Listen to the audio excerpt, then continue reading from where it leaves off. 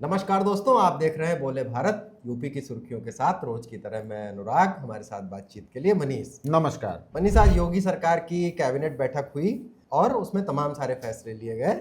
और सबसे महत्वपूर्ण, जो योगी जी पहले ही घोषणा कर चुके थे कि शिक्षा मित्रों और अनुदेशकों का जो मानदेय बढ़ा है, उन्होंने एक जनसभा में कहा था कि बिल्कुल। इसे अप्रैल से ही लागू कर देंगे। उस पर भी मुहर लग गई है। बिल्कुल। और भी कुछ फैसले हुए हैं। देखिए, करीब अनुराग इसमें 35 के लगभग डिसीजंस कैबिनेट की बैठक में लिए गए हैं, जिसमें आप जो शिक्षा मित्रों वाली बात कह रहे हैं उसके बारे में तो सीएम योगी आदित्यनाथ ने ही ऐलान किया था मंच से कि अनुदेशकों को 17,000 और शिक्षा मित्रों को 18,000 का मानदेय दिया जाएगा और वो इसी महीने से लागू कर दिया जाएगा। तो ये बहुत इंपॉर्टेंट निर्णय है। इसके अलावा अन्य भी बहुत सारे लोक लुभावन विकास संबंधी कई सारे फैसले, क्योंकि देखिए अब 2027 में प्रवेश करना है और चुनावी साल है, लिहाजा हर कैबिनेट बैठक में कुछ न कुछ वेलफेयर स्कीम्स जो आने वाली हर बैठक है वो चुनावी दर चुनावी होती जाएगी। लेकिन क्या कुछ और अहम रहा कैबिनेट की बैठक में, उसके बारे में और जानते हैं। 1,42,929 1,42,929 शिक्षा मित्र हैं, जिसमें 1,29,332 जो शिक्षा मित्र हैं वो भारत सरकार के द्वारा 60-40 के रेशियो में अब तक इनका मानदेय हम लोगों को प्राप्त होता था। और शेष जो है अभी जो बढ़ाया गया है मानदेय, ये 1,29,332 शिक्षा मित्रों का अभी इसके लिए मांग भारत सरकार से की गई है, जो मानदेय बढ़ाया गया है। लेकिन वर्तमान में जो इसका अभी अतिरिक्त व्यवहार है वो 1,138.12 करोड़ का 1,29,332 शिक्षा मित्र जो भारत सरकार से समग्र शिक्षा के अंतर्गत जिनका 60-40 के रेशियो में हमको प्राप्त होता था मानदेय, अभी अतिरिक्त इनका व्यवहार 1,138.12 करोड़ का प्रदेश सरकार के द्वारा वर्तमान में वहन किया जाएगा। इसी के साथ एक और चर्चा मनीष योगी जी से ही जुड़ी है। योगी जी का आज आगरा का दौरा भी है और संघ प्रमुख मोहन भागवत भी मथुरा में है। बिल्कुल। तो आगरा के लिए उन्होंने बहुत सारे, माना जा रहा है कि वहां पर वो बहुत सारी परियोजना और बहुत सारे फंड, बहुत सारी घोषणाएं करेंगे और हो सकता है मोहन भागवत से भी उनकी मुलाकात हो। देखिए, आगरा के लिए तो बहुत बड़ा दिन है आज के लिए, क्योंकि 10 हाईटेक टाउनशिप की सौगात योगी आदित्यनाथ ने आगरा के लिए। टेक टाउनशिप मतलब इसका बिल्कुल गगनचुंबी इमारतें बनेंगी। गगनचुंबी इमारतें बनेंगी, उसमें तमाम तरह की सुविधाएं जो अन्य हाउसिंग सोसाइटी में होती हैं बड़े शहरों में, वो सारी सुविधाओं से वो लैस होंगी। सबसे बड़ी बात यह है कि 6,777 करोड़ की योजनाओं की सौगात सीएम योगी आदित्यनाथ आगरा को उन्होंने दिया है और इसका लोकार्पण और शिलान्यास बहुत सारा कुछ इसमें शामिल है।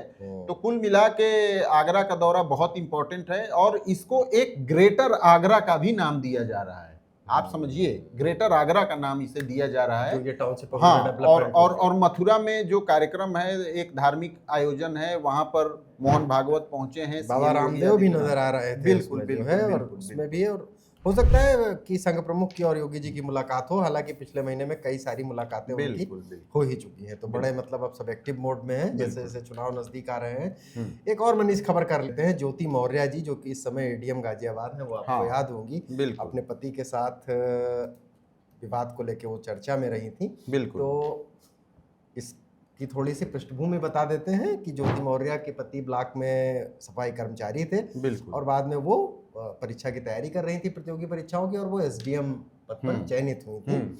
और उसके बाद पति पत्नी के बीच में विवाद हुए, दोनों एक दूसरे पर आरोप लगा रहे थे और आलोक मौर्य जो उनके पति हैं, उन्होंने इस तरह का आरोप कुछ लगाया। वो अदालत तक भी गए थे इस मामले को लेकर। तो कल तलाक का मुकदमा बाकायदा आ गया था और वहाँ फैमिली कोर्ट में बाकायदा उन लोगों की काउंसलिंग वगैरह चल रही थी।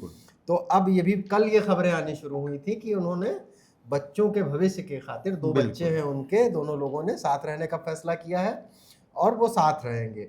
और लेकिन आज ज्योति मौर्य की मीडिया में कुछ ऐसी खबरें आई हैं, कुछ लोग मीडिया से उन्होंने बात की, इंटरव्यूज किए, उन्होंने कहा ऐसा कुछ नहीं, एकदम अंतिम चरण में है तलाक और हम लोग कभी साथ साथ नहीं रहेंगे।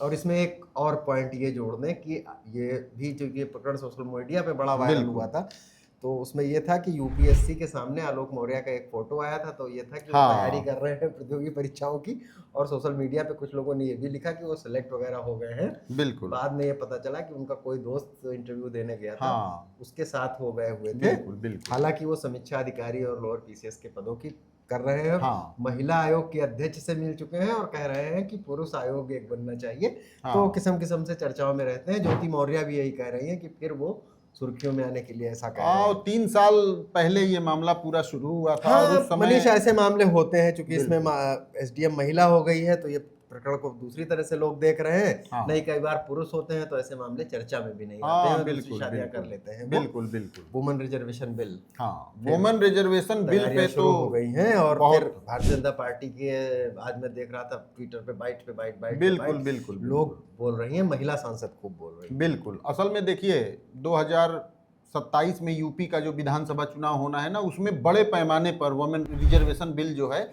एक मुद्दा बनेगा, इसमें कोई दो राय नहीं है। और भारतीय जनता पार्टी बहुत आक्रामक तरीके से, न सिर्फ बीजेपी बल्कि उसके सहयोगी दल भी बहुत आक्रामक तरीके से हर सभाओं में, हर मीटिंग में, हर मीडिया ब्रीफिंग में वुमेन रिजर्वेशन को लेकर बोल रहे हैं कि ये कितना जरूरी है और योगी सरकार कितने पुण्य का काम कर रही है। अच्छा, ये बोलने के लिए उनके पास एक और लॉजिक विपक्ष की तरफ से एक कारण और मिल जा रहा है, क्योंकि अखिलेश यादव और तमाम विपक्षी दल के जो नेता हैं वो ये मांग कर रहे हैं उनका कि स्टैंड थोड़ा इस पर हाँ, जो है बिल्कुल, उलझा हुआ रहता है। बिल्कुल बिल्कुल बिल्कुल। तो वो ये भी आरोप लगा रहे हैं विपक्षियों पे कि वो महिला आरक्षण का फिर से विरोध करने की बात सोच रहे हैं, और एक ये जो पुण्य का काम इतना हो रहा है उसके रास्ते में बाधा बन रहे हैं, महिला हित के बिल्कुल। में बाधा बन हाँ, रहे हैं। तो अब इसमें सुन लेते हैं कि भारतीय जनता पार्टी की सहयोगी पार्टियां जो हैं उनका क्या उद्गार सामने आया है जनता के बीच। जी, 100% देश के प्रधानमंत्री माननीय नरेंद्र मोदी जी 33% आरक्षण राजनीति में महिलाओं को देने के लिए ये कार्यकाल बढ़ा है। 2029 में ये अपना रूप लेने जा रहा है कि अभी तक पुरुष ही बड़ी संख्या में लोग जीत के जाते थे, अब भागीदारी के हिसाब से महिलाएं जीत के जाएंगी।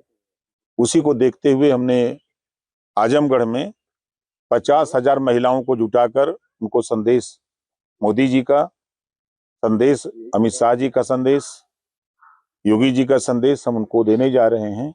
इसकी शुरुआत 9 मई को अंबेडकर नगर में लगभग 25,000 महिलाओं को जुटाएंगे। पहले शुरुआत वहीं से करेंगे, लेकिन जब आजमगढ़ में करेंगे तो 50,000 महिलाओं को यहाँ जुटाएंगे, सबके घर में हम लोग प्रवेश करेंगे।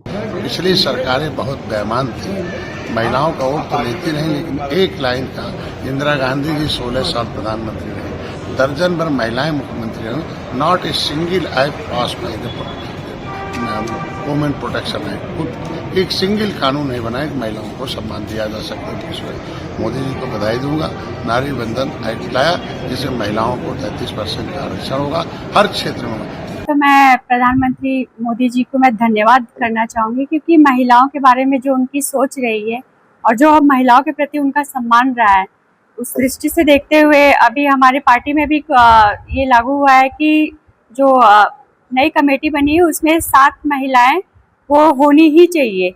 और एक मनीष, मौसम की भी चर्चा करना चाहूंगा। एक बात बताइए कि मौसम अभी और कितने दिन बेईमान रहेगा? देखिए, मौसम अगले 48 घंटे तक बेईमान रहेगा, यदि आप बेईमान शब्द इस्तेमाल करें नहीं, तो। क्योंकि गाना है कि आज हाँ, मौसम बड़ा बिल्कुल। बेईमान लेकिन है। सबसे- हालांकि इस समय बेईमान नहीं है, कड़ी धूप निकली हुई है। देखिए, लेकिन कब ये छांव में तब्दील हो जाए। सबसे बड़ी बात यह है कि सीएम योगी आदित्यनाथ ने जो कहा था ना कि अपराधियों को लेकर कि हम इस सूबे को तपती गर्मी में शिमला बना देंगे, वैसे ही हालात अप्रैल में देखने को मिल रहे हैं। ये मुझे लगता है कि अभी मौसम विभाग का डेटा चेक किया जाएगा तो ये हिस्ट्री बन गई होगी, ये रिकॉर्ड बन गया होगा, क्योंकि पूरे देश भर में प्लेन्स में हरदोई और नजीबाबाद, हरदोई लखनऊ से सटा हुआ और नजीबाबाद बिजनौर जिले में, इन दोनों ही शहरों में न्यूनतम तापमान पूरे देश भर में सबसे कम रिकॉर्ड किया गया है। यानी बीती रात का न्यूनतम तापमान 14.5 डिग्री सेल्सियस रिकॉर्ड किया गया है। बिल्कुल। तो ये एक बहुत सरप्राइजिंग है कि इस समय गर्मी की शुरुआत बहुत तेजी से हो रही होती है, पहुंच चुकी होती है 40-42 डिग्री सेंटीग्रेड। ये तो बहुत मुश्किल दिन होते हैं मनीष। और अब पूरे देश भर में यूपी के 2 शहरों ने सबसे कम तापमान वहां दर्ज किया गया है। मौसम विभाग के अनुमान की माने अनुराग, तो नेक्स्ट 48 आवर्स तक वेदर बहुत गड़बड़ रहेगा। अगले 24 घंटे के लिए मौसम विभाग का कहना है कि पश्चिमी उत्तर प्रदेश में तेज हवाएं, ओलावृष्टि, बिजली गिरने के साथ तेज बारिश होगी। इसके अलावा उसके अगले 24 घंटे में यानी 8 अप्रैल में मौसम विभाग का प्रेडिक्शन है कि पूरे उत्तर प्रदेश में यही स्थिति देखने को मिलेगी। तेज हवाओं के साथ ओलावृष्टि हो सकती है, बिजली गिरने के प्रति लोगों को सावधान किया गया है और ऑरेंज अलर्ट जारी किया है अनुराग मौसम विभाग ने, यानी कि सतर्क रहने की जरूरत रहेगा। लेकिन 9 तारीख से पश्चिमी यूपी में मौसम साफ हो जाएगा, पूर्वी यूपी में हल्की बदली रहेगी। 10 तारीख से मौसम खुल जाएगा और अभी तक के अनुमान के मुताबिक 10 अप्रैल से गर्मी की शुरुआत हो जाएगी, क्योंकि और कोई वेस्टर्न डिस्टर्बेंस फिलहाल नहीं दिख रहा है। आपने 14 डिग्री बताया हरदोई का, बिल्कुल। अगर ये लखनऊ की तरफ भी खिसका मनीष तो क्या नहीं, रातें तो ठंडी हो ही रही हैं अभी लखनऊ के, लेकिन अभी रजाई ओढ़ने की नौबत नहीं है। अगर इसी तरह गिरा तो क्या ऐसा होगा? बिल्कुल बिल्कुल। तो यानी मौसम अभी 2-3 दिन और बिगड़ा रहेगा। इसी के साथ यूपी की सुर्खियों को आज यहीं विराम देते हैं। कल फिर मिलेंगे आपसे। नमस्कार, धन्यवाद, नमस्कार।